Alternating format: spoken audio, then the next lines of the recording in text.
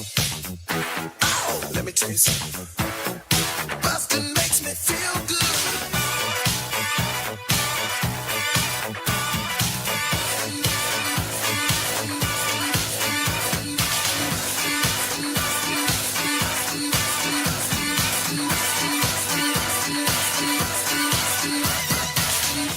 Hello, everybody. Welcome to Blockbusting, the podcast where we love to hate the movies. I'm your host, Jay Light. Joining me today, the illustrious Daniel Van Kirk. Hello, my friend. Hello. It's good to see you. It's good to see you, too, on a beautiful Sunday afternoon. Yeah, it's so nice out today. It's perfect. So Jack Nicklaus says these are the days where God is playing L.A. today. It's like he's where he wanted to play golf, so it's perfect. I've never heard that. You a big golf guy? No, I'd like to be. I just like being outside. I mean, that's all golf is being outside. Yeah. I tried taking a golf outing several times. It's my dad's sport. Really? He plays that, but anytime I go play with him, I feel like I'm just holding him back. You are? Oh yeah, because he knows I'm shooting to the rough and I'm losing balls, and most of it's just me like lagging behind and trying to drive the cart to catch up with him. See, like in the Midwest, the golf season starts when it's still really shitty there. So I would watch it just for some sort of like climate therapy. Of like, oh, that looks a lot nicer than where I am. Oh yeah, just the lush greens and all that stuff. So I would love to learn, or like not even be good, which is I hear is horribly hard to do. Mm-hmm. But just enough to be like, yeah, I connected with the ball.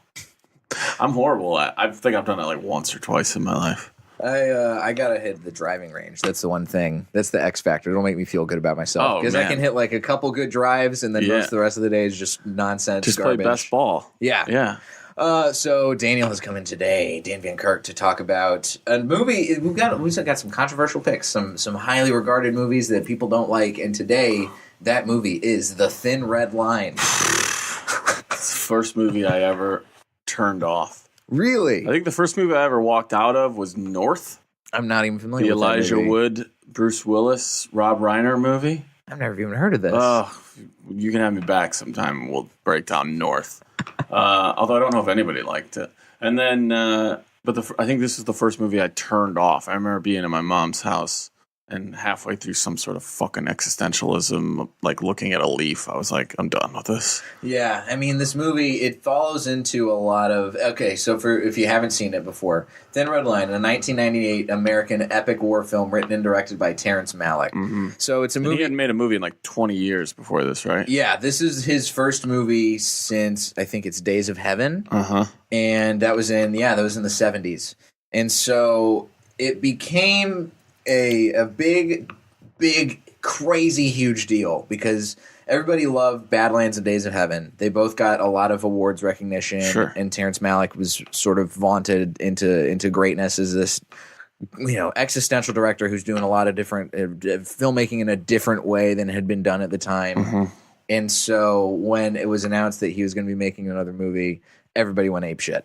And wanted to be in it. Yeah, I mean, I was reading about some of the casting stuff they were trying to do for this movie. It's all white men. Yeah. I mean, I get that because of the content, the war, but still, it's just... Here's A-list actors including Brad Pitt, Al Pacino, Gary Oldman, and George Clooney offered to work for a fraction of their usual rate and even offered to work for free. Bruce Willis... You said Brad Pitt, right? Brad Pitt. So he ends up doing it in Tree of Life. Yep. And he gets in there. Yeah. Bruce Willis went so far as to pay for first-class tickets for the casting crew just to get a few lines in the movie. And Johnny Depp was originally in talks. Edward Norton was originally in talks. Yep, he went and met with him. Matthew McConaughey took a day off from filming A Time to Kill just to go meet with Terrence Malick. And Leo DiCaprio flew up from the set of Romeo and Juliet to go meet with Malick at the American Airlines Lounge at the Austin He was still Airport. shooting that? Yeah. But then how is Benvolio in it? He dude who fucking played Benvolio is like in this whole movie. He arguably has one of the biggest parts. Oh, he just to go meet with him before they even shot. This is like in '95. Oh, okay. So, and who else was in there? Nicolas Cage had lunch with Terrence Malick to try and get cast in this. He tried. Actually, this is an interesting tidbit. He went out to go scout locations and tried calling Nick Cage to hire him, but his number had gotten disconnected. That's perfect. That's Cage right there. Can you imagine Nick Cage in this movie? Yeah, I can. I would see it would be I could see him playing something sort of in the vein of like what Nick Nolte does in this movie. Yes, he'd be a great angry general. Yeah. But okay, so back to the actual movie. Okay. It's a war epic. It takes place in the Pacific Theater during the Battle of Guadalcanal. Was really highly critically acclaimed. Made $98 million against its outrageous $52 million budget. Nominated for 7 Academy Awards, including Best Picture, Best Director, Best Adapted Screenplay, and Best Editing. And cinematography, I think. Gene Siskel called it the greatest contemporary war film I've ever seen. And you This movie is scoff hot at this. so, This movie fucking sucks. so what didn't you like about this movie? And you know what? I don't even wade much into negativity in my comedy or like anything that I do. You don't strike me as the kind of guy who would. And I actually thought to myself, going back into, I'm like, what if now I'm a man watching this movie? I'm like, oh, this is good. I was just too young. No, this is hot garbage. You don't know the number one reason? Hit me with it. With the exception of like one scene where John Cusack shows up. That's the other thing too. So many people just all of a sudden, you're like, oh, you're in this movie now? Yeah. You don't care about anybody. I never care about fucking. I cared more about the Japanese soldiers when they raid their fucking camp than I did like almost anyone else at any other time in this fucking movie. And you start out inexplicably on an island. Yeah. Of natives, indigenous people. No context. None. We retroactively find out that Jim Caviezel, who was Jesus, right? Right. Jesus is like gone AWOL. Yeah, and he's just hanging out on an island with a bunch of natives and like trying to spark a romance with one of the native gals. Yeah, he was kind of, right? Yeah. And then he ends up in a boat with Sean Penn, who, I'm sorry, just of those two guys, Sean Penn's the guy who's going to go AWOL. Yeah. Just on like, you still got to cast this. He did fine in the movie, but it just wasn't believable to me at all. One of my favorite parts of this movie is seeing Sean Penn finally be like, oh fuck, as a character, because he's like initially in this opening scene where he has this, he's going with him on the boat and he's like, you're in fucking my neck of the woods now, right? All right, you're under my thumb, right? And he has all this power, or you perceive him to have all this power, and then all of a sudden it all gets ripped away from him in the midst of this crazy, this crazy advance that they're trying to make. Right. It seems like that keeps switching like so many times. And then like everybody gets one scene. Like Sean Penn's real one scene is like trying to give the guy the morphine. John Cusack's one scene is like trying to get the bunker. It's like this could have been a movie about 2 or 3 people, and instead Terrence Malick broke up 2 or 3 parts into like 7 or 8 different guys, so they each have like one scene. Yeah. And I get that you could argue, well, that's kind of what war is like. People step up at different times. It's not always one person. But it didn't make for a good fucking movie. Well, there are other ways that you can make a movie like that showcases different people. Yeah. Well, Dunkirk does that really well, I think. Very well. Because it does it and it shows everything very distinct and it's very obvious what's going on. That is the biggest critique that I have about The Thin Red Line, is that it is so the story is linear, but it is still so jumbled that it is difficult to tell what is happening. And then it's just like all this fucking B-roll out of nowhere for no reason. Like we just stare up a tree for 25 seconds, and then we'll like watch an animal, like watch a lizard on a tree for a little while, and then there'll be a snake, and I'm like, I was like taking notes. I was watching. I'm like, so this is essentially just like an episode of Planet Earth where war is happening. Yeah, basically. Right. I was just kept waiting for Sigourney Weaver to jump in to be like, this has never been filmed before, which is every episode of Planet Earth. David Attenborough giving nice commentary. Attenborough crushing it. Dude, okay, so yeah, and then after we meet Jesus on an island who gets yelled at in the hull of a boat, then we just hang out on this boat for a while with like horrible sound mixing. Like you can't, I eventually put on closed captions because I'm like, I have no clue. It's so loud when they're fighting, and then the dialogue's so subdued. And Benvolio like steals a gun. Yep. For what? To have, I guess. From another soldier. There's a lot of infighting, and there's that whole sequence where like people are like banging on the side of the door, and they're like, "Open this door!" And there's some sort of mutiny that's about to happen on the ship. I guess it never comes to any fruition. Never comes to fruition. Right. No. And then there's a random story about a guy who's never left his wife before, so now he's not an officer. Right? Wasn't that what it was? Yeah, something like that. It's And that takes up so much of this movie. it's hard to tell what's going on. And we just keep cutting to B-roll of him not fucking, making love Yep. to this woman. Or just staring at her as usually she's like going into the water. She's like constantly looking like she's gonna cry. And they're somewhere in Hawaii. Like it seemed like that to me. And then all of a sudden they're like, "Hey, we got to go take this beach." And Woody Harrelson shows up. Mhm. Now after John Travolta shows up Briefly. as a general. John Travolta's in for a blip and then he's gone. Also, regular listeners to this podcast, I'm sure you're used to it. If you're a new listener to this podcast, I know it sounds like we're piling on, but eventually every scoop of ice cream makes a sundae. Yeah. It's not just, and you need the nuts, so you got to bitch about the nuts because they're part of the fucking sundae. Right. On their own, yeah, not the sundae, but we're talking about the whole thing, We're right? going whole hog. Why not? That's what we're here for. So Woody Harrelson shows up out of nowhere, and I will say this: when they're riding those, I can't remember what they're called. The amphibious vehicles. Yeah, but there's a name for them where they're all packed in. It's some clever name that I probably heard in a better movie. You're like, oh, that was like very cinematically beautiful. Mhm. It was a big set piece. You had like the ships in the background and them like going in. And you don't know if they're going to like do a Saving Private Ryan thing when they land, right? And it's nothing happens right away. Right, Which I thought because was cool. they think that this beach is going to be Yeah, that was vital, the thing, right? and then all of a sudden they show up and doesn't they're somebody like, say somebody says something they to the thought this effect of, was going to be empty and it's not? What else don't they know? right, exactly. Yes, that's the line because they show up and then they're like, oh, okay, well, I guess this is going to be easy, Right. and then 20 minutes later, and a handful of shots of trees and of ocean. Hey, guess what? Yeah. There's machine guns now. And then Woody Harrelson blows his butt off. Yep. Why? Famous scene. I blew my butt off. Did you notice there's no wound though? Like you don't see any blood ever. Right. Not even on his own hands. We're just assuming in our mind, some theater of the mind shit that he blew his butt off. Yeah, I guess so.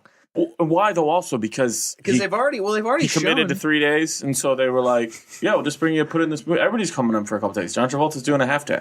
We got everybody, and at this point, they've already shown people. They've shown soldiers' corpses with missing legs and missing limbs. They walk up into a couple guys just dead. Who were those guys, and when did they get there? Oh, that was. I mean, those people who got cast and for big roles, and then they got their roles cut down. Probably. Remember, they like walk up, and one guy's like arms all over the place. Two members of NSYNC who just showed up, and they're like, "All right, we're gonna make this happen." Put them in. Sorry, Put them in. Sorry, JC Chazé. We're not gonna make it happen for you today. Yeah, because then they're making their way, and then there's that scene where those two guys go off to like scout, and they just get like fucking sniped. Got destroyed by the Japanese. Which is interesting because you never see another sniper again. Like, so you're telling me the Japanese had a sniper or two who perfectly picked off two, I guess we're saying probably army, right? Probably. And then no sniper ever gets showcased again in this entire battle that lasts at least 2 days. Why? I don't know. I can't. I'm not a war expert, so I don't know what the usage of guns would be like. But it's I imagine each of those snipers had more than one bullet. Probably But not. in Terrence Malick's movie, which who cares? There's no bullet budget for this movie. The bullet budget gets blown by the machine gun fight. Fair enough. And then also, so then they start the big fight, right? Right. Why do we watch a bird die or be born? I can't even tell. It signifies rebirth. I told you when we talked about doing this, like the very first time, I was like, yeah, there's just this like fucking, what is this thing called war? And then I must have like thought that happened in a battle. I think that's how the movie opens. Yeah. Is with that question. Mm-hmm. And I think that's what the movie's trying to say is like, why can't we live peacefully like these indigenous people that Jesus is hanging out with in the beginning, right? Don't you think that's kind of what it is? Yeah. Because somebody says like this whole war is just about property. So it all just comes down to our need to like consume and take over rather than just live together. And that's the thing. I think the one character who I do think has the best version of showing what that means in the movie and exemplifying that is Nick Nolte's character.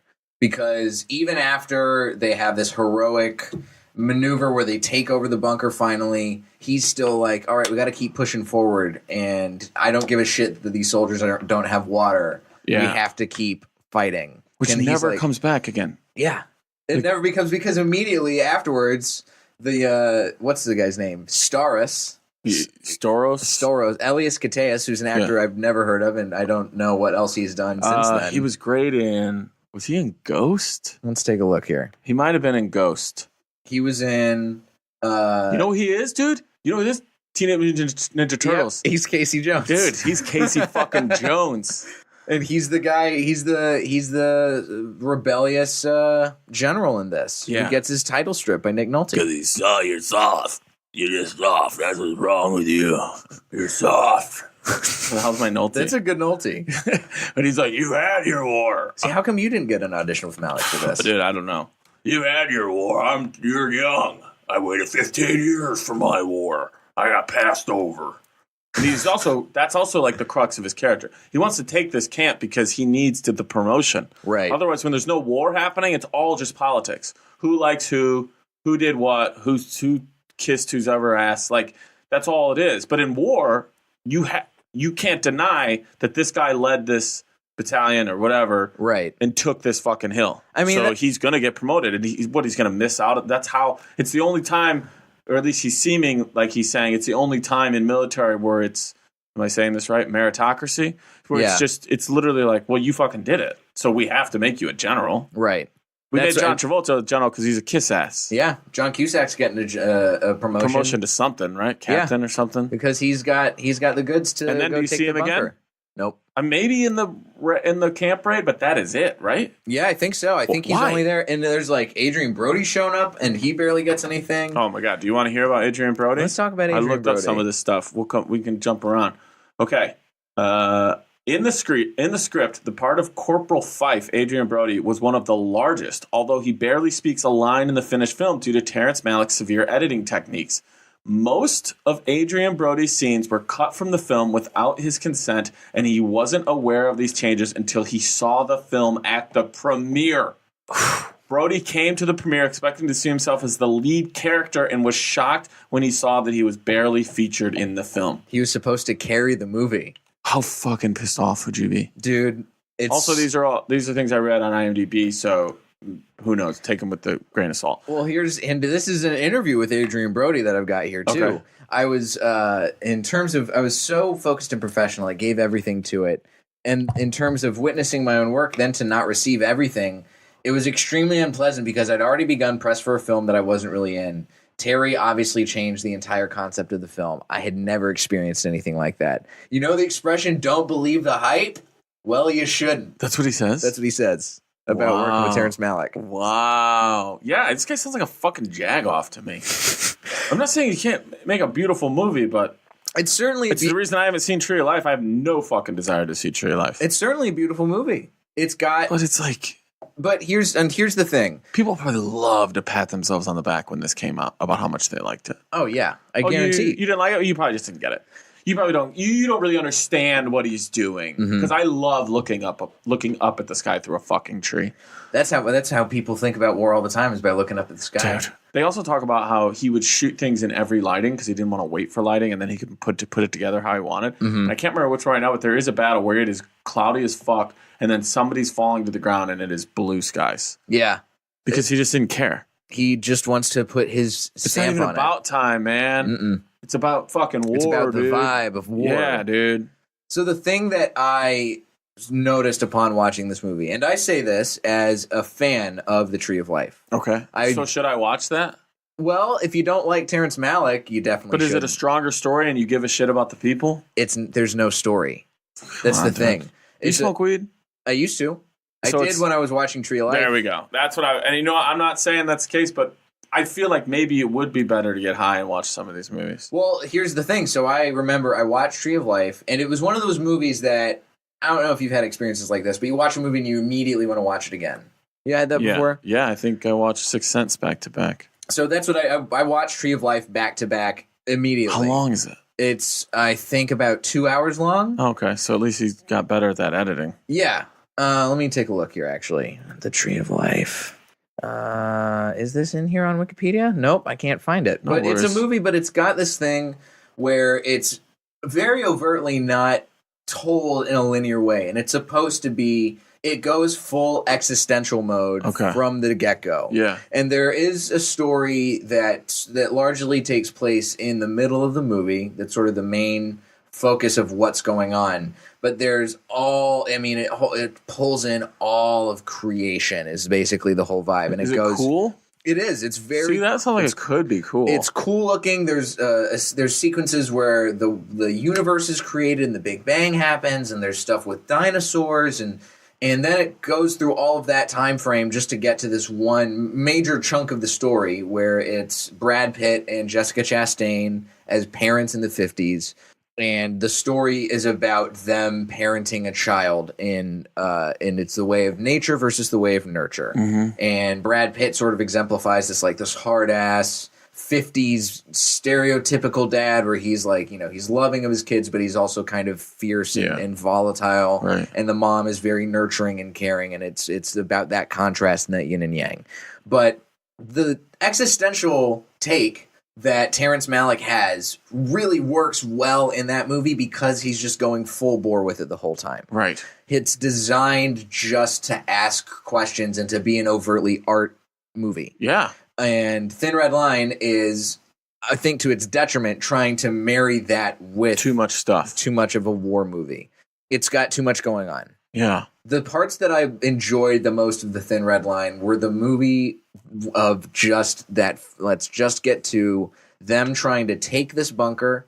Those sequences are great. Sure. That's that whole section of the movie right up until Jesus gets killed by the Japanese at the end as they're moving along and trying to go take another. Because he led them off, right? Yep. Yeah. He leads them away. And Also, he didn't gets even ambushed. have to die. They were obviously going to I'm not saying they wouldn't have killed him, but they weren't killing him as soon as they had the chance. But he's Jesus, so he's got to go be a sacrifice. I know. He's got to be a martyr. But right, didn't he feel like he could? I mean, it's whatever. Story is somebody else's story. Tell it however the fuck you want. But I Right. was also like, well, you didn't really need to die. You kind of wanted to die. Yeah. He's definitely, he wanted to be AWOL. He didn't want to be around. Yeah, I guess. Yeah, you're right. And then all of a sudden it turns in. I think I wrote that in here. It's a turns weird into- jump. Well, where did I write this down? This fucking thing. Oh, okay. Yeah. So then he gets shot, right? Yep. It turns into a 30-second commercial for Sandals Resorts Yeah. of him just swimming under the most beautiful water with people. But I guess that was his gladiator moment, walking through the fields as he's going to die. Right. But you don't need to go back to the B-roll of him hanging out with the natives to accomplish that. Oh, I completely agree with you. And then, okay, so can we go back to where we were before? Yes, please. Let's go So back. we get the random bird dying, right? And then about every 20 minutes from then on to the rest of the movie, John C. Reilly just shows up. Yep. He's just there. And he has one scene where he's talking to Sean Penn in the latter third of the movie about just being hard, too hard. You just don't care. And it's all luck. It doesn't matter how good of a soldier you are. It just ends up where you are when you get shot at. That's all that it comes. I was like, oh, you were in this for everybody got a scene. And everybody wanted to be in Terrence Malick's movie. And the studio was probably yeah, put all these people in. We'll make a shit ton of money.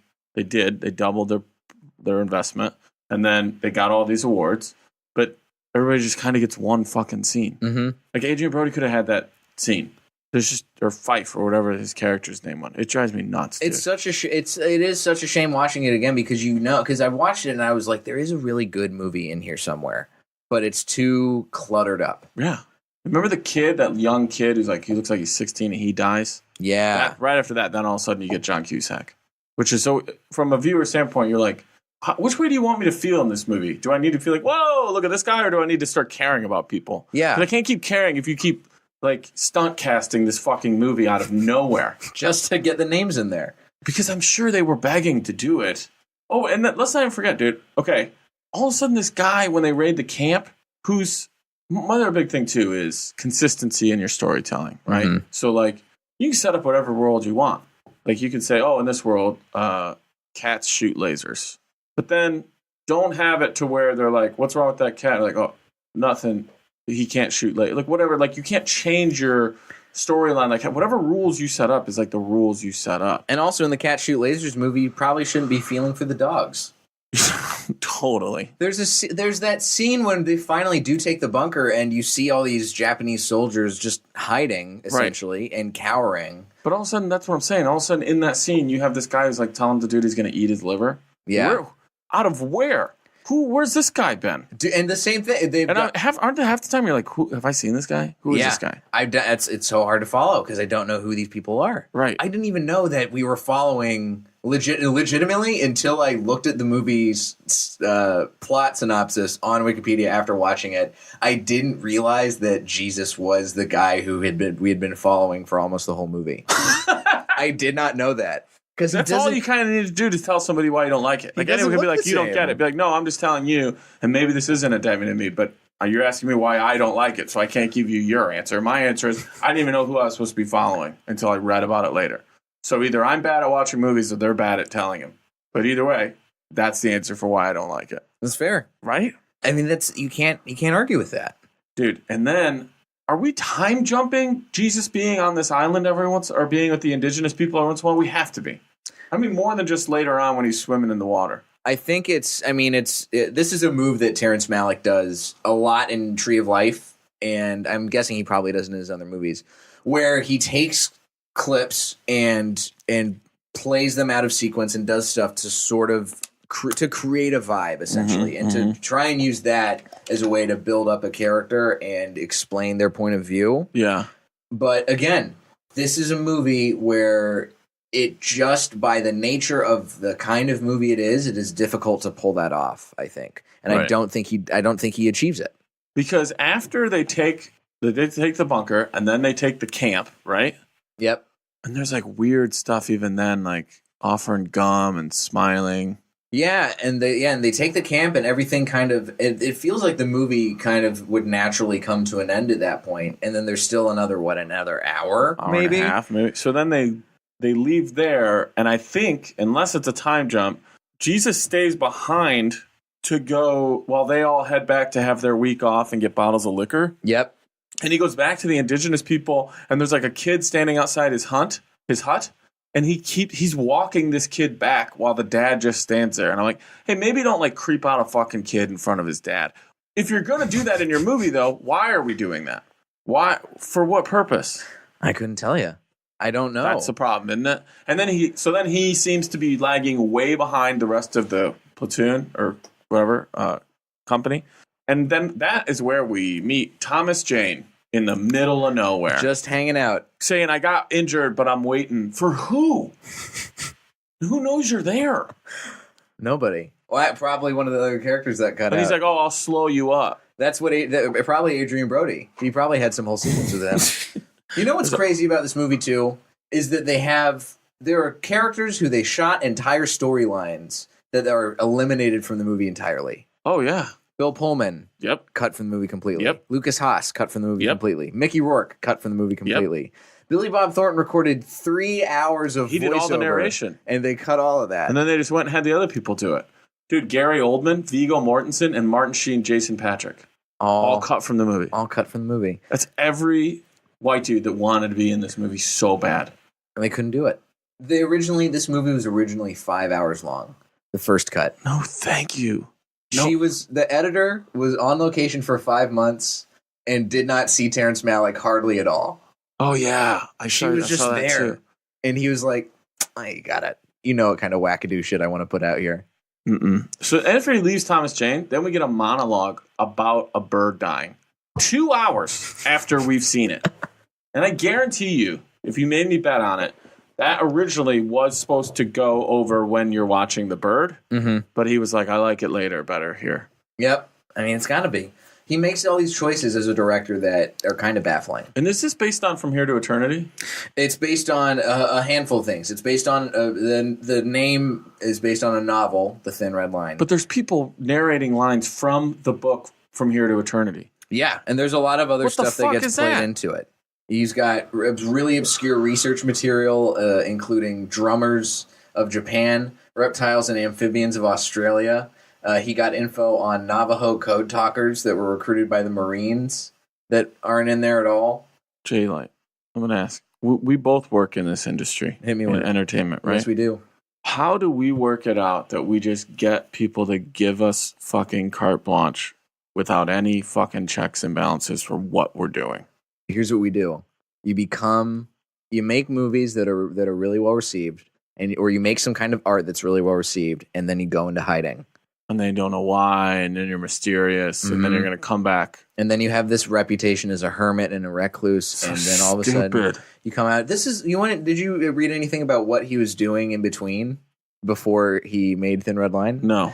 So initially he was approached in 1978, and he was going to be making a movie about the Elephant Man, and then David Lynch made the Elephant Man, so he gave up. Sorry, T. In 1988, Terrence Malick lived in Paris, and he was producers met with him about adapting a novel called The White Hotel, and Malick was like, I want to make Thin Red Line. And he was like, okay. So they paid him $250,000 to write a screenplay for the Thin Red Line.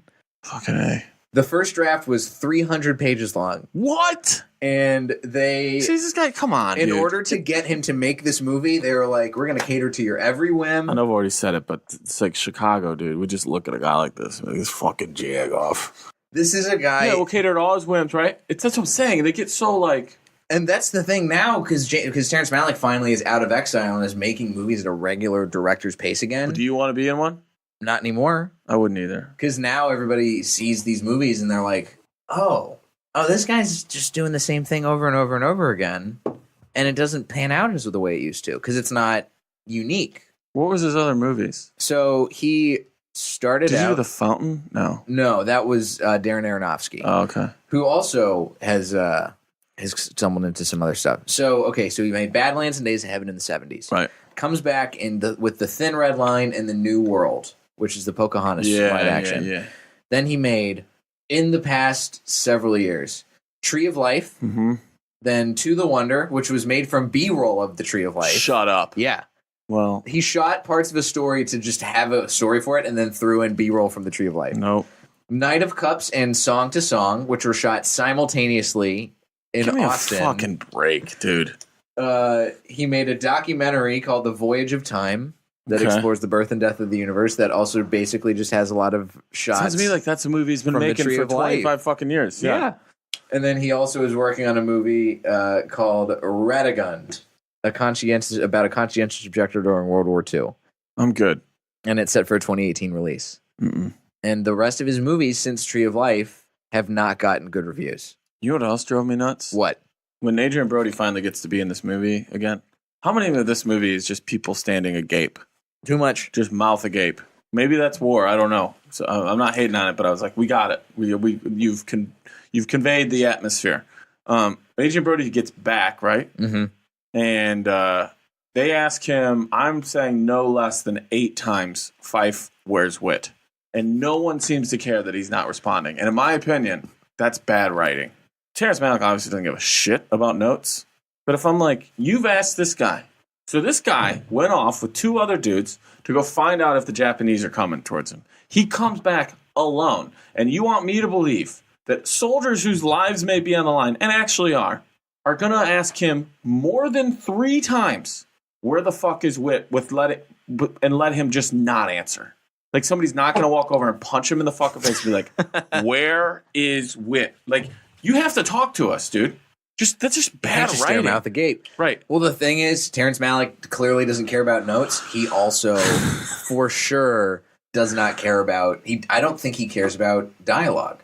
Fine. Neither did Dunkirk. Yeah. But you know what my buddy who was in a firefight in Afghanistan said? What? He's like, people are giving this movie shit because nobody's talking. And he goes, when you're in a firefight, no one's talking. Everybody fucking knows what needs to happen here. Mm-hmm. So, and I didn't have that problem after I saw it, but I've even had less of a problem with it once I talked to my buddy about it, because he was saying, yeah, that's how it goes. So you don't want to give me dialogue, fine. But at least make it, whatever you are doing, believable. Right. That I'm saying their actions are believable. Because there's just nobody... Their actions aren't believable in this. Dude, if I sent you to go find something out with 2 other people and you came back by yourself, and your mission was to see if we were all going to die, and now you're alone, so maybe that's what you found out, and I ask you more than twice what happened and you don't answer me, we're having words. I'm not going to just keep fucking asking you. Can you imagine what the 300 pages of the initial draft of the script were like? I'm sure it was 22 times of 5 words wit. 22 times 5 words 5 words wit. There's 5 words wit. so many dead birds, more dead animals. Oh my God. We've got instead of a 1 minute long scene of just someone's face buried in the ground. I know. It's 20 minutes of that. Well, you remember the part where the guy, it's when they're before they've taken the bunker, which is a great sequence, taking the bunker. Benvolio crushes it. So does John Cusack. But before then, there's a guy who like touches one of those like little fern leaves and it folds up because that's how they react, you know? Yeah. I'm totally fine with that. 100%.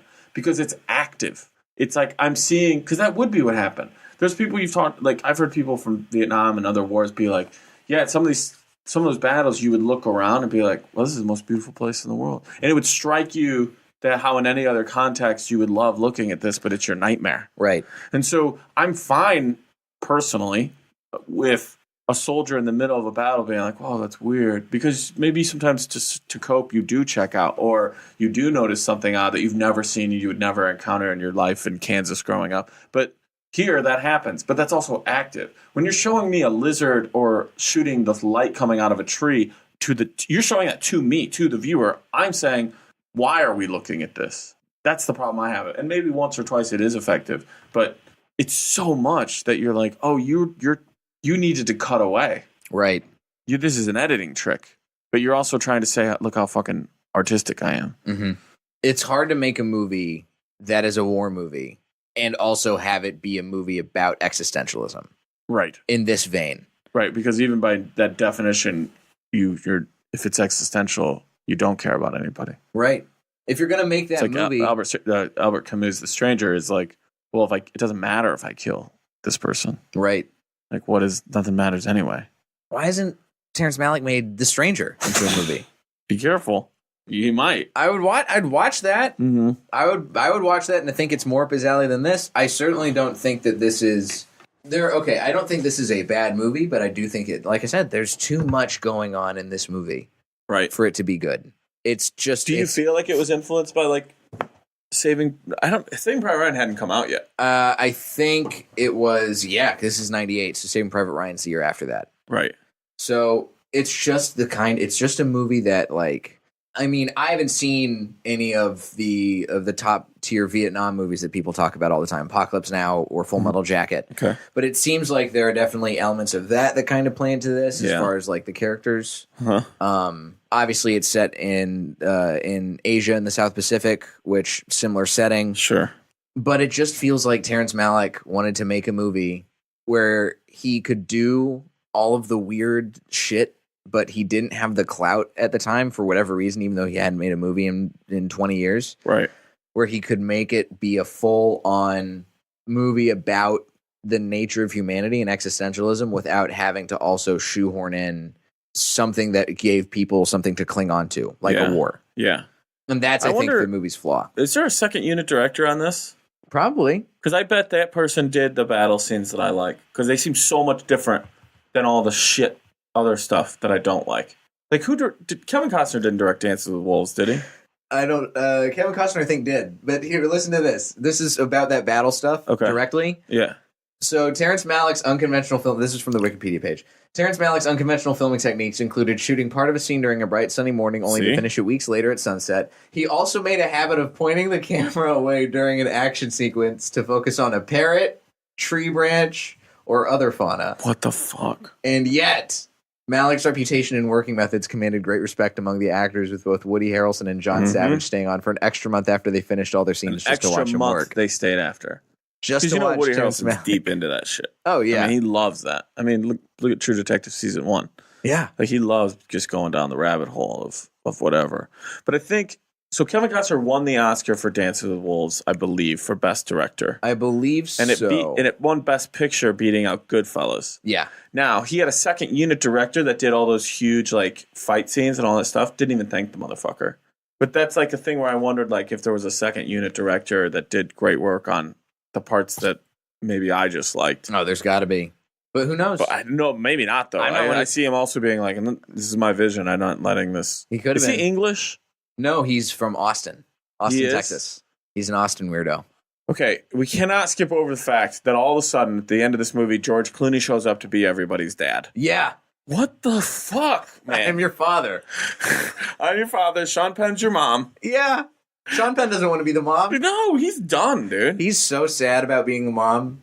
This movie, it does a lot of people in the movie a disservice. Just so you can have Terrence Malick have his Don't uncompromising you wish vision. you could ask them? So Adrian Brody obviously got tricked. Yeah. But I wonder if there was other people who were like, oh yeah, I knew. Soon as I was killing this guy, then we would rehearse for 3 months, and I'm killing this guy with a bayonet, and I look over and that motherfucker's shooting a parrot. I was like, okay, yeah. No, that's good technique. That's bold visionary technique. No, man. Is there a movie that you think people should watch instead of The Thin Red Line if they want to get the good contemporary war film experience? Obviously, Pearl Harbor. Michael Bay, man. Now that's an uncompromising If vision I was right telling there. the truth, it would make sense to so many people who are like, oh, of course this fucking idiot doesn't like Thin Red Line. He loves Pearl Harbor. Although I will say, the trailer for Pearl Harbor is one of the best trailers ever. It's got FDR in that speech and those planes flying over the islands in Hawaii. Like, it's a great trailer. Mm-hmm. And then you end up finding out that Cuba Gooding Jr. is shooting a gun that didn't even exist at that time. Hey, Why let details get in the way of an accurate movie? if Terrence Malick is the guy who is shooting an action sequence to go pan away at a parrot, Michael Bay is the guy who's shooting an action sequence to go pan away because he noticed that the girl's skirt was pretty short. Yeah. He's like, oh, we're going to get some of that thigh in there. Here, I'm going to tell you another thing I found out. Terrence Malick changed Elias Koteas' character's name so late in production that the character's original name, Stein, appears on his uniform. Really? Yes. That's just great filmmaking, man. That's great. That's uncompromising. And then, I don't know if you know attention to detail. Producers Robert Michael Geisler and John Roberdeau had a falling out with the writer and director Terrence Malick during pre-production. By the time they were filming, their relationship had so deteriorated that Malick barred them from visiting the set. And then the producers, that'd be Robert and John, they were feuding with Terrence Malick, and they said they were going to attend the Oscar ceremony. So Malick said if they were going to attend, he would stay home. None of them attended the Oscars. And you know what I love most? How many Oscars did this movie win? A big old goose egg. None. 0 Oscars. Right, because everybody felt smart for putting it in their nomination categories. But then once it came down to it, I don't know what beat it. Probably Shakespeare in Love. In 98? I Yeah. think so. I'm going to look that up right now. But they were just, no one's going to vote for. Come on, this movie sucks. But look, you feel smart watching it, don't you? Oscar voters? What, do you remember a movie? Yeah, I lost to Shakespeare in Love. Good guess. Actually, by no, me. sorry. I was totally Damn wrong. it, Saving Private Ryan came out the same year. Oh, and it really? lost to Saving Private Ryan was also nominated for Best Picture Oh, that you year. know Spielberg's like throwing a lot of side eye. Oh, did you know this? Tom Sizemore had a part in this movie and turned it down to go shoot Saving Private Ryan. Yep. Best decision. Best decision, Tom Sizemore. Great call, and Tom Sizemore. Probably his last good decision. I think so. I don't know. What's Tom Sizemore doing now? He ended up doing Pearl Harbor. Oh, Too, boy. like a couple years later after that. Yes. So yeah, no, that was his last great decision. And think of all the huge people that want to be in this movie so bad, and Tom Sizemore's in it, and it's smart enough to be like, I'm fucking out, guys. I'm going to skip out I'm on gonna go this. do Saving Private Ryan. I got some fucking... I think I got a good move on this end. Saving Private 100%. Ryan seems like the right I call. don't know. Do you remember a movie called Uncommon Valor? No, I've never heard of this. I think it's, unless I made it up, it was a movie I saw in my youth that I remember being very good. If I had to do like a modern... Here we go. Uncommon Valor, 1983 American action war movie It might not be good. I don't know. set in Vietnam. Yeah. Try to go rescue his Tigerland is a very good war movie. Okay, never Came heard out of in that. like 2002. Maybe Skeet Ulrich. I can't remember who the lead is in that. And then, yeah, I mean, Saving Private Ryan is just... You know what? Go watch fucking Band of Brothers. And then watch The Pacific. That's probably your most... Like, I remember when I finished Band of Brothers, not a film, but a miniseries, but I thought, like, oh, this is this is, like, historic. This is one of the greatest things ever put to film. This is... Mm-hmm. So I don't know. I'd probably go with that. If I was going, like, straight up movie... You know what's really good for fucking This Is How Bad War Is? What? Just not a perfect film, but so good in terms of tone of war is Fury. Oh, yeah, that came out a couple years ago. Brad Pitt Yep. didn't show up in Tree of Life, showed up in Fury. Yeah. But that is very much from, like, friends of mine that have been in the military that talked to, like, they weren't in World War II, but it very much captures that feeling of this is hell. This is just hell. And there's that scene in Band of Brothers where the guy looks at the person who's afraid to get out of the bunker and go charge. And he goes, your problem is you're afraid you're going to die. What you need to realize is you're already dead. war doesn't decide who dies; it decides who lives. So the sooner you come to terms with the fact that you're here means you're dead, the better you'll be at doing this job. Because it's not going to decide whether or not you die. You're already dead. Yeah. You're going to decide whether or not you live. You know what? And that's the one good, like I said, one of the only good scenes that Nick Nolte has in this movie. Who's the best character in the movie for He my is money? the best. Oh, I would 100% agree. Even when he fires that dude, it's perfect. And he has that scene where he is talking to Staros and says, how many of your men are you willing to sacrifice? Isn't that a great question? When you look at it like that, you're like, oh yeah, he should have fucking gone up that hill. Yeah. Because you're that's such a great question. If you sign up for this, you're signing up to be a meat shield. Right. It could happen. And that's just the way it is. 1, 2, 20. What's the number? Also the number of people who got cut from Terrence Malick's go to this movie. And the number of people who should like it, 1 or 2. Hey. One being Terrence Malick. 2 being Brody. What's his name? Adrian Brody. Brody. While he was filming it. Those are the 2 people. Only one. The Adrian Brody that existed during the filming. Man, poor Adrian Brody. He's just been haunted ever since. I know. It's okay. He crushed it in one of those Predator movies, didn't he? I think so. Yeah. He was like, all of a sudden you're like, oh, Adrian Brody's a badass? Was that like Alien versus Predator? Didn't he end up in that? In one of those. I think it was the one that was like, the Predator timeline is so foreign to me and fucked up at this point because there's like 10 Predator movies, but they're all filmed out of order. And every Predator looks different. Mm-hmm. Like at least the alien stays the same, right? Yeah. It's the same alien every time. Yes. Predator, there's like 5 different costume changes. Except for the mother. She's way bigger, right? Yeah. Okay, but she only still. shows up once. Right, yeah. Jesus Christ. Daniel, thank you so much for coming in and talking about this movie with me. Dude, thanks for having me. I feel bad. I feel like I got it out. It's kind of, you get the rot out, you know? It's cathartic. Yeah, and I wanted, I went back in, like I said, open mind. Like maybe it was me in the time of my life, but it's just not a good film. And I did not read any of the IMDb stuff. I didn't look up the full. I didn't do anything after I read it because I wanted to leave it just my own opinion. And then you read all that stuff about his editing and the fighting, and you're like, oh yeah, I don't want to work with you. Yeah. That being said, I would probably take a role tomorrow if I got an offer because I'm in no position to say no. Terry, if you're listening, please cast both of us. Maybe he'd love that we shit all over it. It's so existential. I bet he probably we don't even would. care. It doesn't matter that we hate it. I would love to see his movie about podcasters and comedians. Oh shit! Just call it B-rolled.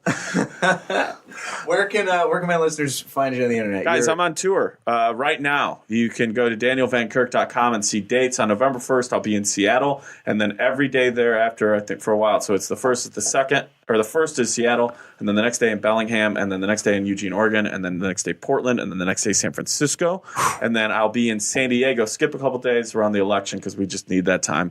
I'll be in San Diego on the 8th. And then L.A. on the 9th at the Dynasty Typewriter Theater. San Diego is at the American Comedy Company on the 8th of November. And then on the 14th, I'll be in Phoenix at Stand Up Live. So just go to danielvankirk.com and you can see all the dates. There's more legs are going to be announced. So if you're listening to this, chances are I'm going to be near you. I think we're going to end up with like 41, 42 cities by the time it's done. That's fantastic. Yeah. And then you can check out my podcast, Hindsight, where you were phenomenal on it. Thank you. It was a ton of fun being Comics on that show. They bring 3 photos from any chapter of their life. We talk about the context of their life when each photo was taken. Then I have a show called Pen Pals with Rory Scovel and Dumb People Town with the Sklar Brothers, which you've done as well. Fun shows. Yeah, man. You got a nice run of things. I think I'm good at 3. And they're all so different. One is a conversation, one is interactive with the listeners, and the other one's just giving off about dumb news. So, yeah. You can find me on the internet at Diet J on Twitter and Instagram, jlightcomedy.com for show dates, and go leave a review on iTunes. Do it. Because you know what? I'm in the TV and film section, and there's so many movies and podcasts that are higher up than me, like the Breaking Bad Insider podcast, a show that is no longer on the air. It's been out for a long time. What are we still breaking over there? Why is the Nickelodeon animation podcast higher up than me? Kids shouldn't be listening to podcasts. Go play video games. If you like this, just do 2 things. Leave a rating and review it. And the other thing is just ask one other person that you work with if they've heard it. And if they say no, be like, check it out. It's a good time. Yeah. Thanks for coming in, man. Dude, thanks for having me, brother. This has been Blockbusting. Go see something good for a change.